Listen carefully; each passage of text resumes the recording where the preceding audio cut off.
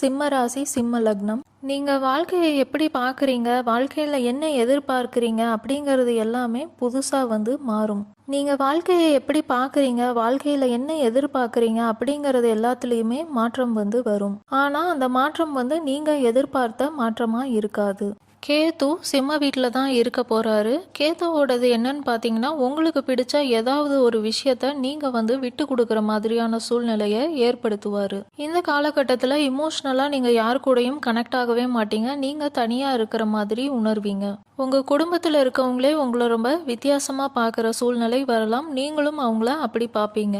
உங்களுக்கு ரொம்ப பிடிச்ச விஷயம் இல்லைன்னா பிடிச்ச நபரை நீங்கள் விட்டு கொடுக்க வேண்டிய சூழ்நிலை வரலாம். நீங்கள் எந்த திசையை நோக்கி வாழ்க்கையில் போகிறீங்க அப்படிங்கிறதே உங்களுக்கு தெரியாது. இந்த காலகட்டத்தில் எதுவுமே உங்கள் கண்ட்ரோலில் இல்லாத மாதிரி உணர்வீங்க. நீங்கள் எந்த ஒரு விஷயம் பண்ணாலும் அதில் உங்களோட முழு கவனத்தை செலுத்தி பண்ணுறது ரொம்ப நல்லது. யாருமே இந்த காலகட்டத்தில் உங்களை மதிக்காத மாதிரி தோணும். எல்லாருமே உங்களை ஓரம் கட்டி வச்ச மாதிரி நீங்கள் உணர்வீங்க. உடல் ஆரோக்கியத்தில் கவனமாக இருங்க. இந்த காலகட்டத்தில் நீங்கள் புது நபர்களை யாரையும் சந்திக்கிறீங்க அப்படின்னா அவங்கனால உங்களுக்கு உதவிகள் கிடைக்கலாம். அவங்க என்ன சொல்கிறாங்க அப்படிங்கிறத பொறுமையாக கவனிங்க.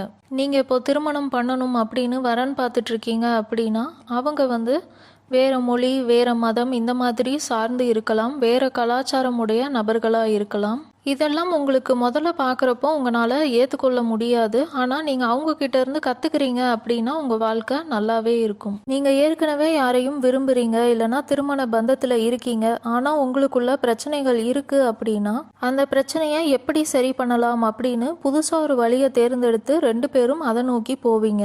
அப்படி இல்லைனா பிரியறதுக்கான வாய்ப்பும் இருக்குது. நீங்கள் பிரியணும்னு விருப்பப்பட்டீங்கன்னா உங்கள் வாழ்க்கை துணை உங்ககிட்ட இருந்து அதிகமாக எதிர்பார்க்கறதுக்கான சூழ்நிலை இருக்குது இந்த காலகட்டத்தில்.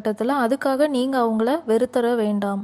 நீங்க தொழில் பண்றீங்க, உங்களுக்கு அதுல யாரும் பார்ட்னர் இருக்காங்க, அவங்க புதுசா எதுவும் ஐடியா சொல்றாங்க அப்படின்னா அதை கேட்டு நீங்க அதன்படி பண்ணுனீங்க அப்படின்னா உங்களுக்கு லாபம் கண்டிப்பா இருக்கும். இந்த காலகட்டத்தில் யாரும் உங்களை நம்பாத மாதிரி உங்களுக்கு தோணும். நீங்க பிரபலமே இல்லாத ஒரு சாதாரண நபரா இருக்க மாதிரியும் உங்களுக்கு தோணும்.